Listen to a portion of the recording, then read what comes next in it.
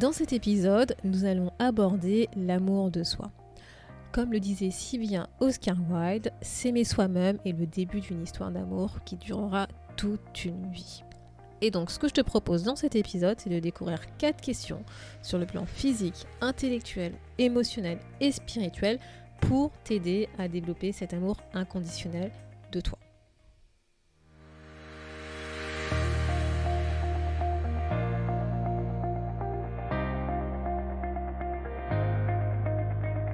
Bonjour à tous et à toutes, vous êtes sur le podcast Le quart d'heure d'Inspire Action. Moi c'est Wefa, votre coach en transformation de vie. Chaque semaine, retrouvez dans ce podcast des outils pour développer votre self-awareness, des actions à réaliser pour démarrer votre transformation, ainsi que des témoignages de personnes comme vous et moi qui ont décidé de devenir l'architecte de leur vie. Alors, installez-vous tranquillement et prenez de quoi écrire.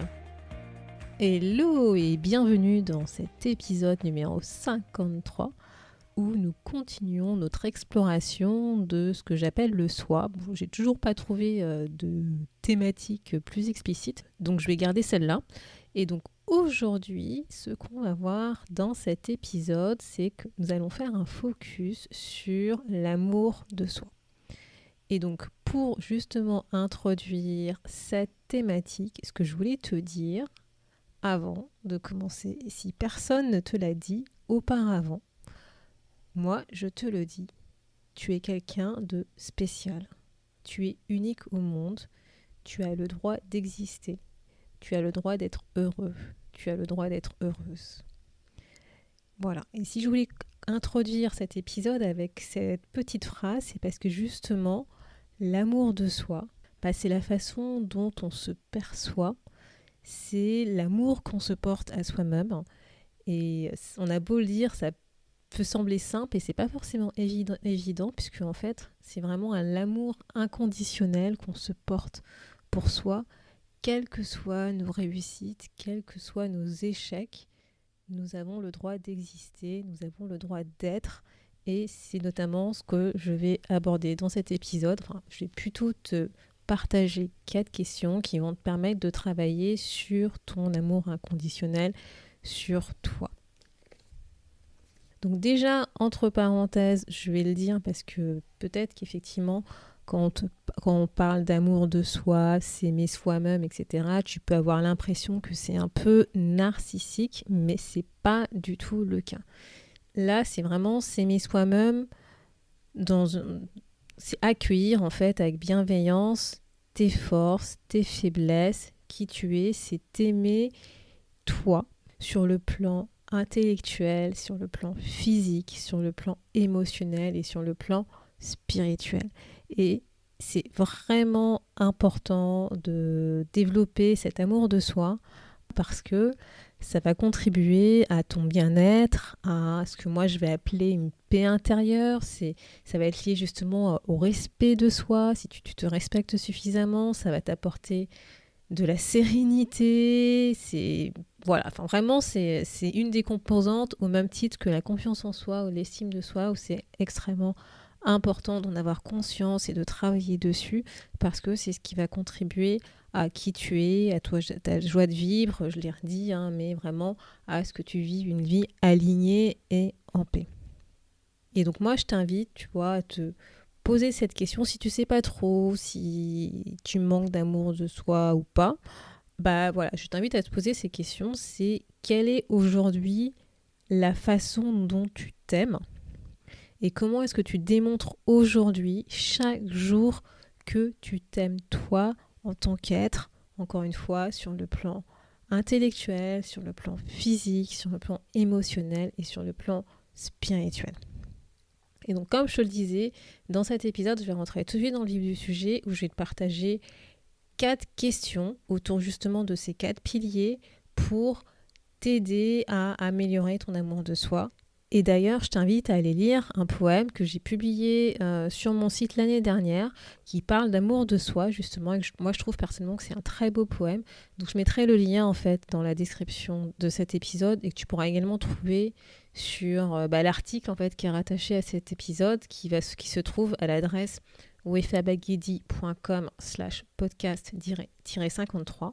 Et tu verras d'ailleurs que ce poème exprime vraiment ce que signifie l'amour de soi. Donc comme je disais, sans plus attendre, je vais te partager 4 questions sur lesquelles tu peux travailler pour développer ton amour de soi, justement selon les 4 piliers dont je parlais plus tôt.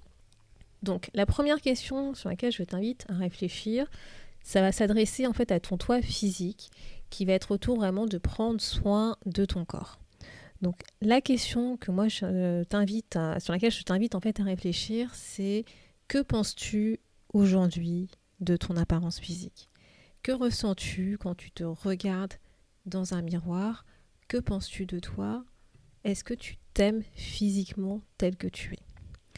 Et pourquoi en fait cette question est importante ? C'est parce que en fait s'accepter tel qu'on est, c'est une composante justement importante de l'amour de soi et notamment tel qu'on est physiquement. Je sais que c'est pas forcément évident de s'accepter physiquement tel qu'on est. On a tendance à dire voilà, on a un œil qui est plus grand que l'autre, on n'aime pas les cheveux, on n'aime pas son corps, on se trouve trop maigre, trop grosse, etc. Enfin voilà, donc l'idée c'est juste de te dire qu'est-ce que tu penses aujourd'hui de ton corps tel qu'il est ? Est-ce que tu t'acceptes aujourd'hui tel qu'il est ? Et ce que je te propose de faire comme exercice, justement pour voir comment est-ce que tu vas te sentir vis-à-vis de cette question, c'est tout simplement de te regarder dans le miroir pendant 5 minutes et de noter en fait ce que tu apprécies en toi, ce que tu apprécies physiquement chez toi. Et en option, si jamais tu te sens de le faire ou pas, tu peux poser la question aussi aux autres personnes qui t'entourent, à tes amis, à ta famille, de qu'est-ce qui s'apprécie physiquement en toi, parce que peut-être que ça te permettra de prendre conscience que tu es une belle personne. Moi, par exemple, tu vois, pour prendre soin justement du soi physique, ce que j'ai décidé de mettre en place, ça fait maintenant depuis plusieurs années, ça doit faire pratiquement depuis 5 ans.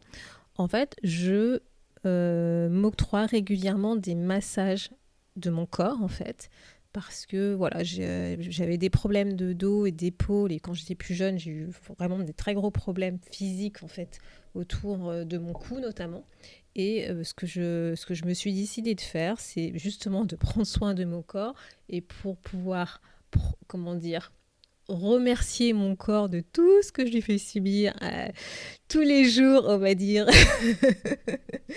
Et en fait, je me suis dit, accorde-toi ce temps pour pouvoir te faire un massage. Moi, ça me permet de me faire du bien, physiquement à mon corps, mais aussi ça me permet vraiment de me recentrer pendant ces moments où je suis en train de me faire masser. Donc je sais que ça peut être un budget pour certaines personnes, mais moi, voilà, personnellement, c'est quelque chose que je considère comme étant un cadeau que je fais à mon corps.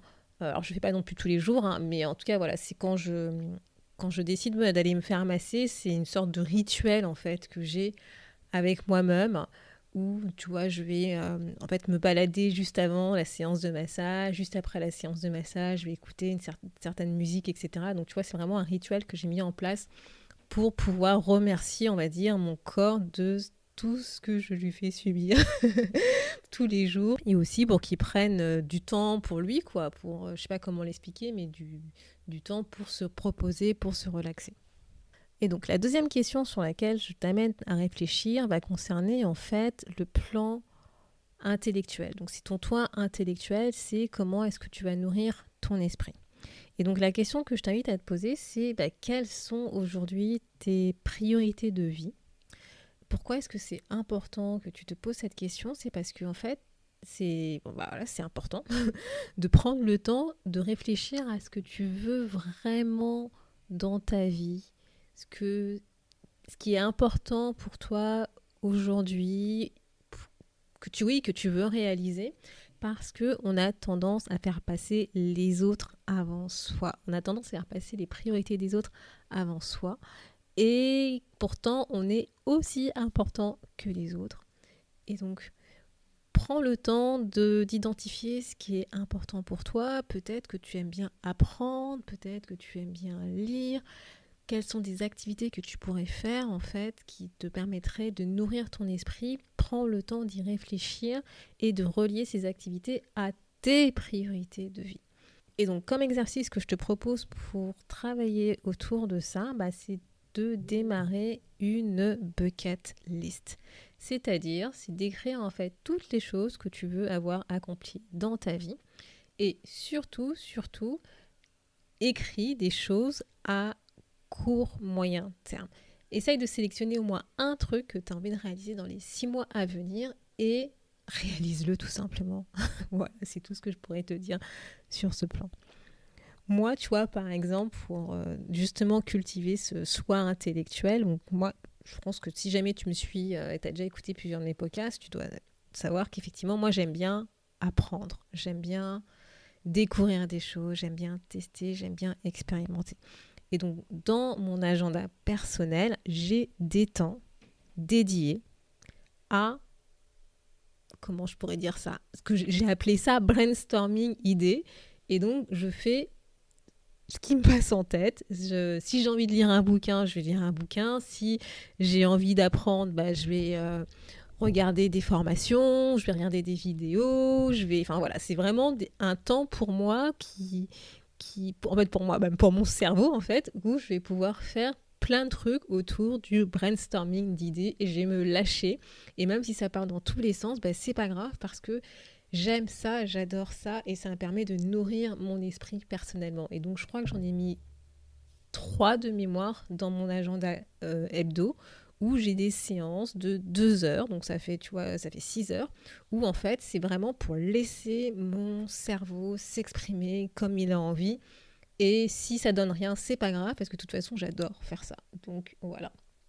Et donc la troisième question sur laquelle je t'invite à réfléchir pour développer ton amour de soi, ça va concerner le toi émotionnel. C'est comment est-ce que tu peux comprendre, respecter tes émotions, tes sentiments. C'est ultra, ultra important. Ça, je vais le dire et le redire. C'est vraiment l'un des piliers de l'amour de soi. Et donc moi, la question que je t'invite à te poser, c'est que te dis-tu quand tu te parles à toi-même? Ça va rejoindre un peu les épisodes où je parlais des croyances limitantes, du discours interne qu'on a avec soi-même. Vraiment, ce qui est important, c'est d'avoir de la compassion pour soi-même, c'est de s'aimer de manière inconditionnelle, c'est vraiment d'avoir un discours, un dialogue interne avec soi positif et pas s'auto-flageller tout le temps.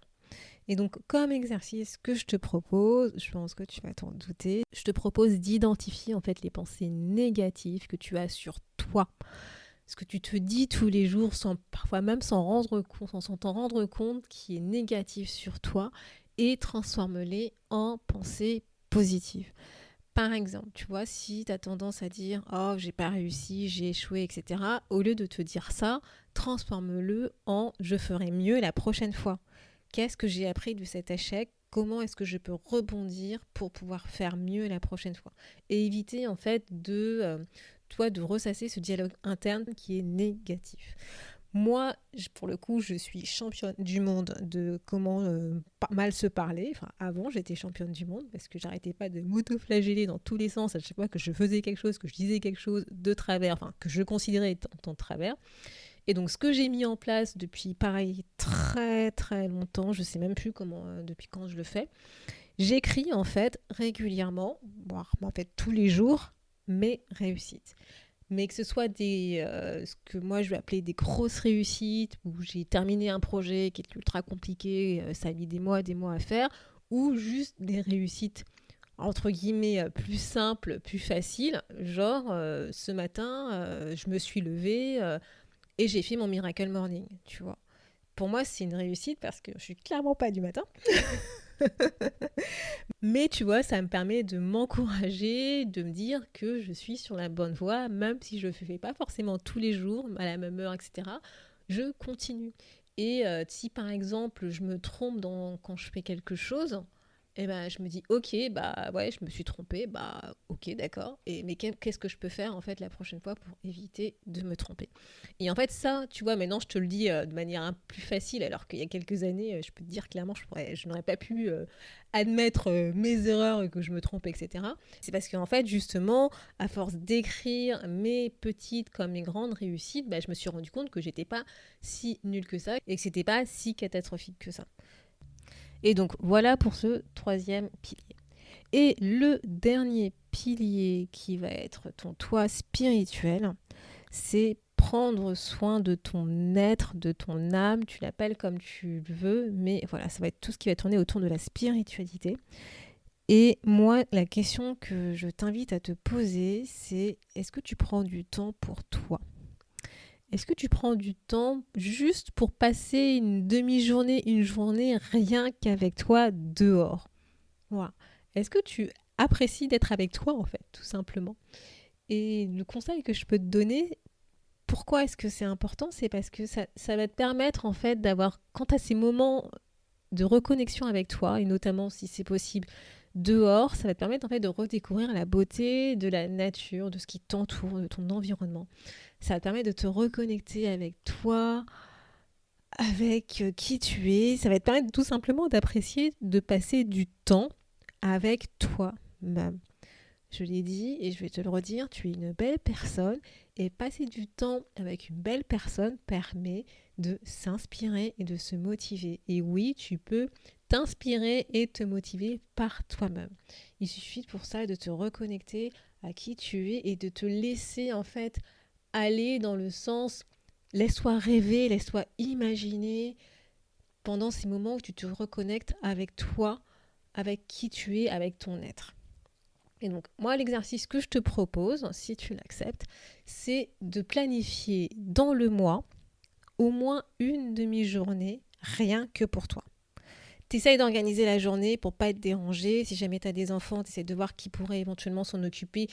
Juste 2 heures, tu vois. Et tu vas faire un truc pour toi. Un truc que t'aimes bien, rien que pour toi. Moi, par exemple, ce que je fais, et ça pour le coup, je le fais une fois par semaine parce que j'en ai besoin personnellement, c'est que je m'accorde en fait 2-3 heures où je vais me balader. Je vais me balader dehors, je vais me balader dans la ville, je vais me balader dans une forêt, je vais me balader dans un parc, je vais juste me balader, je vais mettre de la musique que j'adore et je vais juste laisser mon esprit vagabonder. Et c'est marrant parce que tu vois, je vais redécouvrir en fait des architectures, des trucs qui m'entourent, alors que parfois je fais le même chemin régulièrement, mais le fait de le faire tout seul, avec soi, avec une optique juste de redécouvrir, tu vas voir le monde autrement et ça va t'inspirer et ça va te permettre de te reconnecter avec toi, ton être, ton âme. Voilà, donc j'espère que tu as apprécié ces 4 questions que tu peux te poser pour justement développer ton amour de soi. Si jamais tu peux travailler sur d'autres questions autour de ces 4 piliers qui sont donc le physique, l'intellectuel, l'émotionnel et le spirituel, tu peux télécharger en fait la fiche challenge de cet épisode que j'ai nommé 12 idées pour développer son amour de soi à l'adresse wefabagidi.com/podcast-53 où en fait tu pourras retrouver d'autres questions et des conseils et des exercices que tu peux faire pour développer justement cet amour inconditionnel que tu as avec toi. Et donc moi, avant de te quitter, la dernière question sur laquelle je t'invite à réfléchir, c'est quelle action vas-tu mettre en place dès la semaine prochaine pour justement développer cet amour que tu as de toi. À la semaine prochaine. Merci d'avoir écouté le podcast Le quart d'heure d'Inspire Action. Et surtout, n'oublie pas, ce podcast est fait pour toi, pour t'inspirer à passer à l'action maintenant pour changer ta vie. À la semaine prochaine pour un nouvel épisode.